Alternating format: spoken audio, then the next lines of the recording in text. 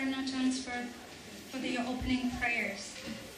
We will commencing these programs as is in the program's handouts, and this is the first part. And the second programs, we're gonna have a cultural shows, dance with a lot of songs, and then the food fair will be going outside.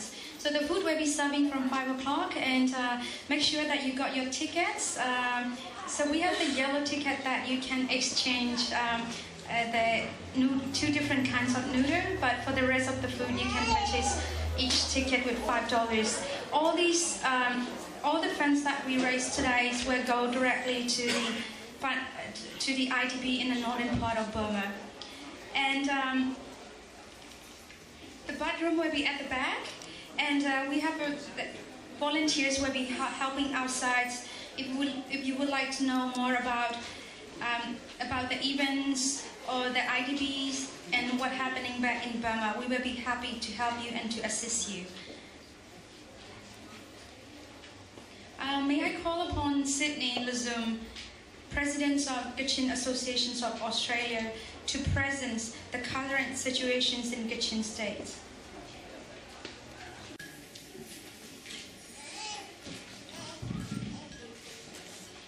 Thank you, Lulu. First of all, I'd like to thank you to our Almighty God for this event. Secondly, I'd like to acknowledge the traditional landowners of this country which we are living, and we pay our respect to their elders, past and present. Thirdly, I'd like to thank our honorable guests, Laurie Ferguson, MP, our friends of Burma, our fellow Australian, Burmese national, or our ethnic brothers and sisters, for your humbly present, your support for this, event. As you know, my name is Sydney Lazum. I'm the president of the Kachin Association in Australia.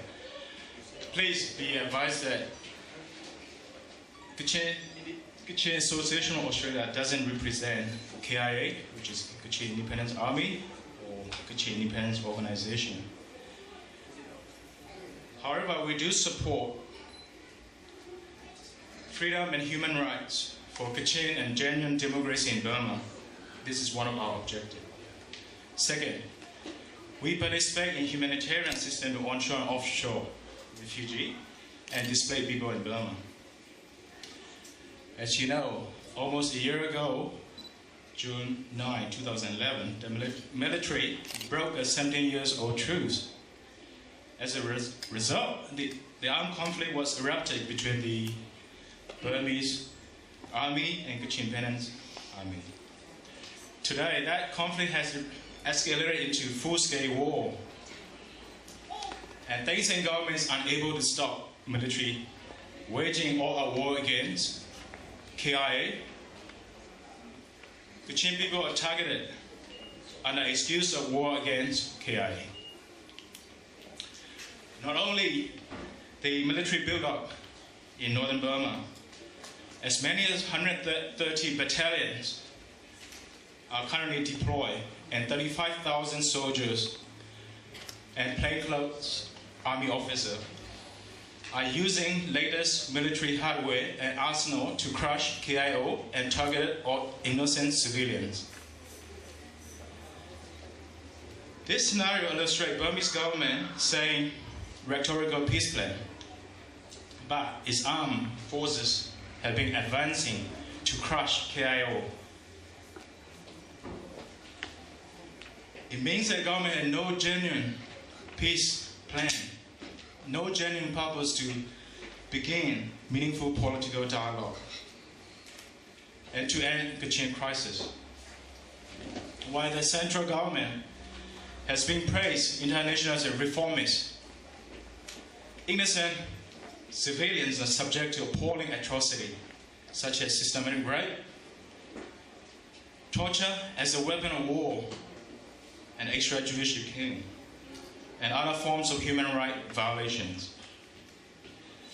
So many humanitarian groups has documented the report and eyewitness account of the victim being abused by the Burmese army. if these atrocities happen around Rangoon or city, like the attacks that happened in 2007 Saffron Revolution, there will be international outrage. No one will be talking about lifting sanction, no one will be talking about easing sanction, because it has happened outside of the mountains, in ethnic state. United Nations, international community failed to recognize the severity of these appalling atrocities. The government that claims to be involved in reform and democratization, the newly elected party that say will bring peace and an end to ethnic conflict, has so far no mention of these appalling atrocities and serious human rights violations, let alone taking action and bringing justice. Today we have 75,000 of IDP has been forced out of their homes, their lands, their property. Soldiers went on rampage, terrorizing, systematic raping, looting, burning villages, and using forced labor.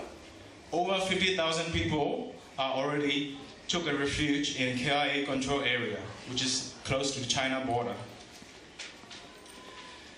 And we have 20,000 refugees or IDP, which sought a shelter in a government control area, and local Christian churches and all other organizations and Kachin Relief Group, they are providing the sheltering, the food, the basic supply inadequately. Thousands more are hiding in remote mountainous area. Today, this IDP, they need a protection. They need protection from UN. And as well as they need food, they need basic supplies. UN have access about 2 to 3 times with limited supply, but so far, those worst hit areas are still being denied by authority. Local NGOs such as Rania, Kachin Baptist Convention, Mita Foundation, Giyuna, have been engaged in aid relief works with limited resources, but often they have been overwhelmed by the large number of refugees and IDP. As the attacks on civilians is continued unabated with no end in sight, the situation in IDP is worsening. The attack of Liza, which is the capital of Kachin, and the area that controlled by the KIO. Attack of Liza will even lead to greater humanitarian disaster. Disaster will not only lead to 75,000 IDP, but it will also add to appalling human life loss and human life destroyed. We call upon Australian government directly providing aid to this local relief agency so that these people have direct access their fund and to provide the basic supply to these IDP. We have seen in the past that Burmese government agencies are exploiting foreign aid. With the help of donation and support from you, we are committed to provide funds to local relief groups to provide basic needs, life-saving medicine, essential supply for the children and the people needed the most. If Australian government and United Nations and international community are serious about helping long-suffering people of Burma to be on a genuine path to democracy, they must not turn a blind eye to this appalling atrocity and serious human rights violation that happened in Kachin State and other ethnic areas. For immediate, swift and resolution to stop this humanitarian crisis further from worsening, the solutions are very clear. stop the offensive attacks, and withdraw the troops. Then, allow the safe passage for all the civilians to return home, if they do have homes still. Allow the foreign aid to go through. Allow the UN to freely access all these IDP camps. And government to engage in genuine political dialogue with Kachin independence organization, rather than superficial ceasefire. This is a time for any government that claim moral authority not to turn back their backs on the Kachin crisis. This is a time the Australian government should stand up and say directly to Burmese government and Chinese government to support them. This is the time Australian government should say to civilian and military leaders that enough is enough, withdraw your troops and get off the war. We Australians, we fellow Burmese Australians, need to make absolutely clear that there will be no foreign investment in Burma, in any part of Burma, as long as the war like this continues, as long as civilians are being targeted, as long as basic human rights are violated.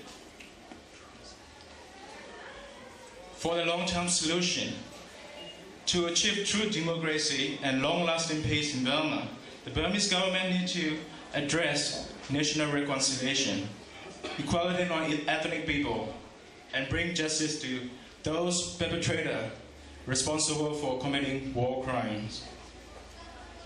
This is very crucial foundation in rebuilding the new Burma.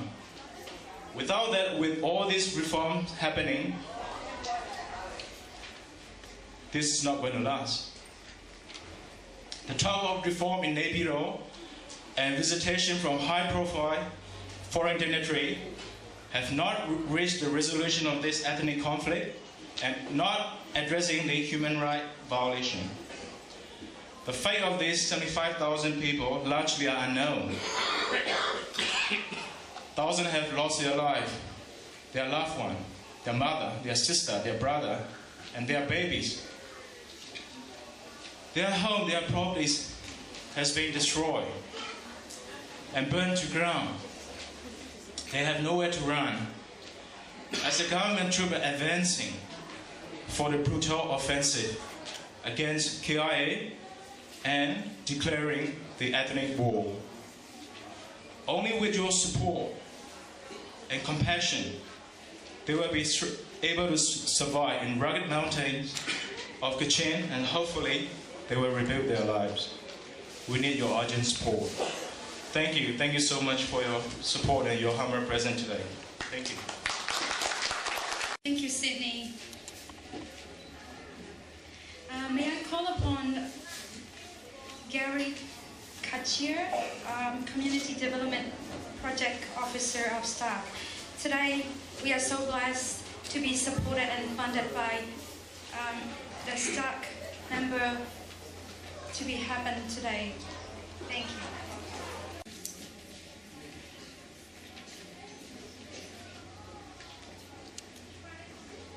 I've been given 5 minutes to give a brief overview of STARTS.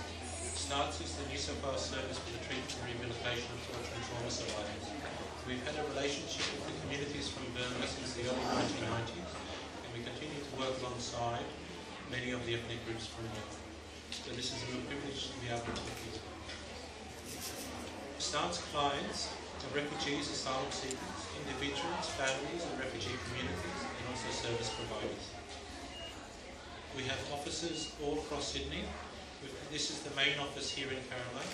We have an office in Liverpool, Auburn, and another office just over in Blacktown. We also have an office in Coffs Harbour, Newcastle, Wollongong, and Motherwell. When we talk about refugee trauma, and we'll be talking about the impacts of the refugee trauma, it crosses across not only the psychological, but into the biological, into the brain. We have some of the symptoms that people may be experiencing, which have come from Burma: chronic pain, infections, headaches, mental problems, heart palpitations. Also another impact is loss of trust, anger, which many people are experiencing. grief, depression, flashbacks, nightmares. Some people turn to alcohol for coping, and also social isolation. The impact of trauma cuts across the individuals, families, support networks, and across refugee communities. The START service, we work from a systemic model where we provide counselling, psychotherapy, psychiatric assessments and group treatment programs for individuals. For families, we provide family therapy, family support, youth program, workshops for parents, and the Families and Cultural Transition project. We have support groups, community development projects, which I work in. We have a youth program, excursions, we have English and class classes. Some of our community development projects is like today, where we work alongside the Kachin Association in Australia to look at organised today.